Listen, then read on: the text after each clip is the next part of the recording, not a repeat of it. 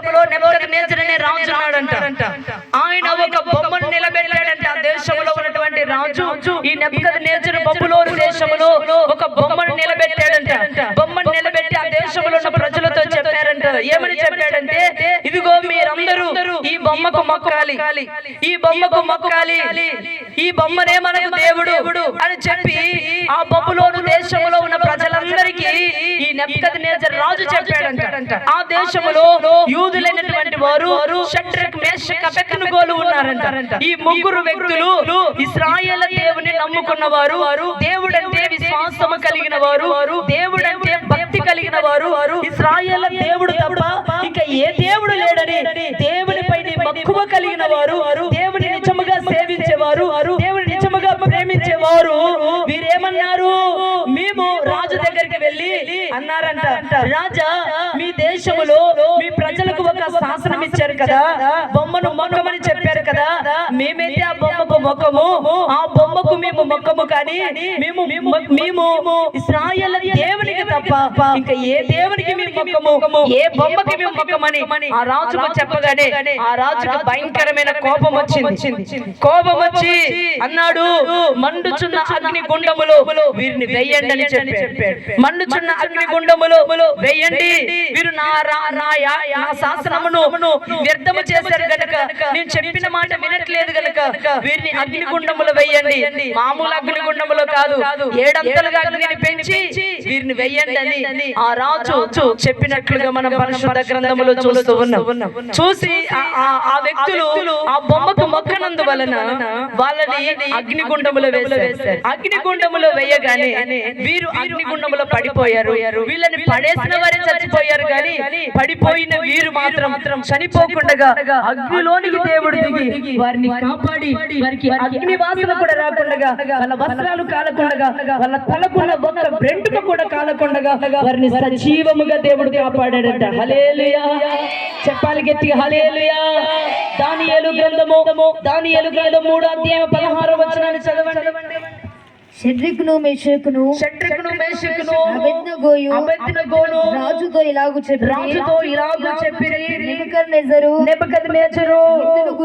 ఇందును గురించి ప్రత్యుత్తరం ఇవ్వాలన్నా చింత మాకు లేదు. మేము సేవించుచున్న జాగ్రత్తగా వినాలి, మేము సేవించుచున్న దేవుడు మండుచున్న వేడి మండుచున్న అగ్నిగుండములో నుండి మమ్మల్ని తప్పించి మమ్మల్ని రక్షించుటకు సమర్థుడు. ఈ షడ్రక్, మేషక్, అబేద్నెగోలు అంటున్నారు, రాజా నీకు ప్రత్యుత్తరం ఇవ్వాలన్న చింత మాకు లేదయ్యా. మేము సేవించుచున్న దేవుడు మమ్మల్ని రక్షించుటకు సమర్థుడై ఉన్నాడు, మమ్మల్ని కాపాడుటకు సమర్థుడై ఉన్నాడు. ఆయనే భూమి ఆకాశములను కలుగు చేసిన దేవుడు, మా పితరుల దేవుడు.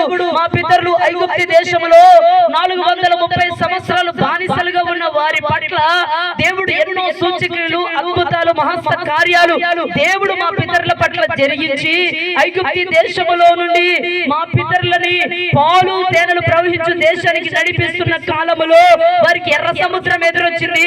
ఎర్ర సముద్రం ఎదురొచ్చినప్పుడు ఆ ఎర్ర సముద్రమును 2 పాయలుగా చేసి ఆరిన నేల మీద మా పితరులను దేవుడు నడిపించాడు. ఆ దేవునికి తప్ప మేము మొక్కేది ఇంకా ఎవ్వరికి మొక్కము, ఏ శాసనానికైనా మేము లోబడమని వారు ధైర్యముగా రాజుకు చెప్పారంట. హల్లెలూయా, చెప్పాలి గట్టిగా హల్లెలూయా. మేము సేవించుచున్న దేవుడు ఈ మండుచున్న అగ్నిగుండములో నుండి మమ్మల్ని రక్షించుటకు సమర్థుడు, శక్తి కలిగిన దేవుడు. మేము ఆరాధిస్తున్న దేవుడు రోషము కలిగిన వాడు. మేము సేవిస్తున్న దేవుడు పరిశుద్ధుడు. మేము సేవించుచున్న దేవుడు మమ్మల్ని మరణములో నుండి ఆయన రక్షించుటకు ఆయన గొప్పవాడు. వాళ్ళు అంటున్నారు, రక్షించినా రక్షించకపోయినా మేము మాత్రం నువ్వు నిలబెట్టిన బొమ్మని మాత్రం మేము మొక్కమని వారు సవాలుగా చెప్పారు. ఎందుకు ఆ మాట చెప్పారంటే, ఆకాశమందు కానీ భూమి యందు కానీ భూమి కింద నేల యందు కానీ నేను తప్ప వేరొక దేవుడు ఉండకూడదని తన పితరులకు మోషే కాలములో దేవుడు శాసనం ఇచ్చాడు గనక, ఆజ్ఞ ఇచ్చాడు గనక ఆజ్ఞను బట్టి మీరు మాట్లాడుతున్నారు. మేము ఇశ్రాయేలు దేవునికి తప్ప మేము ఎవరికి మొక్కము. ఎందుకనగా మమ్మల్ని రక్షించుటకు మండుచున్న అగ్నిగుండములో నుండి మమ్మల్ని రక్షించుటకు మేము సేవించుచున్న దేవుడు ఎవరో తెలుసా? ఆయన సమర్థుడు, శక్తి కలిగిన దేవుడు అన్నారు వాళ్ళు. నిజముగా వాళ్ళకున్న విశ్వాసము చూడండి, వాళ్ళకున్న భక్తి చూడండి, వాళ్ళకున్నటువంటి దేవుని పైనటువంటి మక్కువ ప్రేమ. అందుకే అపోస్తలుడైన పౌలు అంటాడు కదా, బ్రతుకుట క్రీస్తే, చావైతే లాభమే, బ్రతికితే దేవుని స్తుతిస్తున్నాను, చనిపోతే దేవునితో ఉంటానని ఒక నిరీక్షణ. హల్లెలూయా. ఈ నిరీక్షణ మళ్ళీ ఎప్పుడు సిగ్గుపరచదు. దేవుని పైనటువంటి విశ్వాసము, దేవుని పైనటువంటి నమ్మకము, దేవుడు చేస్తాడటువంటి కార్యము, మనము దేవుని పైనటువంటి విశ్వాసము మళ్ళీ ఎప్పుడు సిగ్గుపరచదు. దేవుని పైన ఉన్నటువంటి భక్తి మళ్ళీ ఎప్పుడు సిగ్గుపరచదు. దేవుని పైనటువంటి నమ్మకం మళ్ళీ ఎప్పుడు సిగ్గుపరచదు. మార్త, నమ్ము, నా మహిమను చూస్తావన్నాడు ఆయన. నమ్ముట నీ వల్లైతే నమ్ము వారికి సమస్తము సాధ్యము. దేవుడు ఉన్నాడని నమ్మాలి, దేవుడు నిజమైన దేవుడు అని నమ్మాలి. దేవుడు ఏంటంటే 2000 సంవత్సరాల క్రితము మన పాపముల కొరకు కలువరి శిలువలో మరణించాడు. మరణించి మరణపు ముళ్ళను విరిచి మృత్యుంజయుడై పునరుత్థానుడై 3వ దినాన లేచాడని మనము నమ్మాలి. కొట్టని చప్పట్లు గట్టిగా. హల్లెలూయా. నిజముగా మనం ఆరాధిస్తున్న దేవుడు తెలుసా? మనం రక్షించటకు సమర్థుడు అన్నారు. మేము సేవించుతున్న దేవుడు ఎవరో తెలుసా? మమ్మల్ని రక్షించటకు సమర్థుడు అన్నాడు. నిజముగా అగ్నిగుండములు వారిని వేయగానే వాళ్ళకున్న విశ్వాసమును బట్టి, వాళ్ళకున్న భక్తిని బట్టి, వాళ్ళకున్నటువంటి దేవుని పైనటువంటి ప్రేమను బట్టి దేవుడు వారి మధ్యలోనికి దిగి వచ్చి వారిని రక్షించినట్లుగా మనం పరిశుద్ధ గ్రంథములో చూస్తున్నాం. అదే 18వ వచనాన్ని చదవండి. 18వ అధ్యాయం.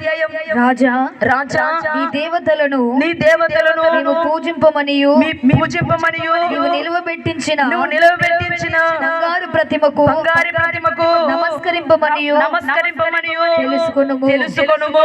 అందుకు నెబుకద్నెజరు సత్యాగ్రహము నొందినందున షద్రక్ మేషక్ అబేద్నెగోయును వారి విషయములో ఆయన ముఖము వికారమాయను గనుక గుండము ఎప్పటికన్నా చాలా 27వ వచనం చదువు. అధిపతులను సేనాధిపతులను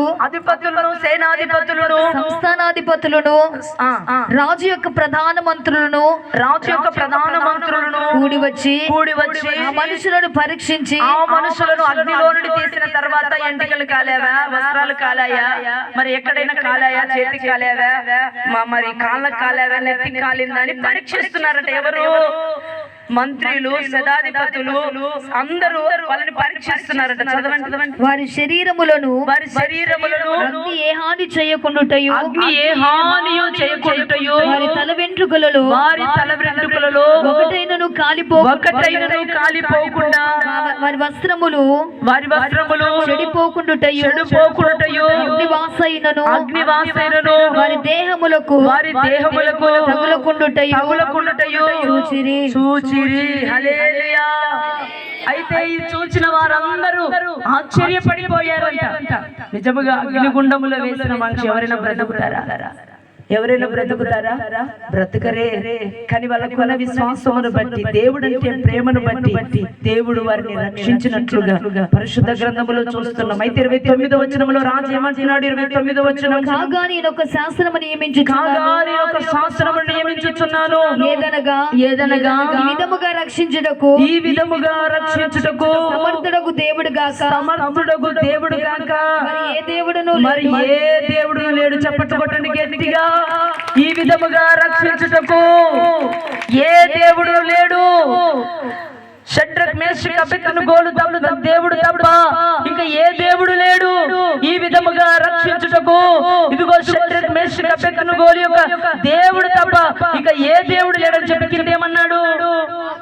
కాగా ఏ జనులలో గాని రాష్ట్రములో గాని ఏ భాష మాట్లాడు వారిలో కానీ షడ్రకు మేషకు అబేద్నెగోరు దేవుని ఎవరు దూషించునో వాడు తుత్తీనులుగా చేయబడును. వాని ఇల్లు ఎల్లప్పుడును ఎప్పుడును పెట్టకుప్పగా ఉండును. హల్లెలూయా.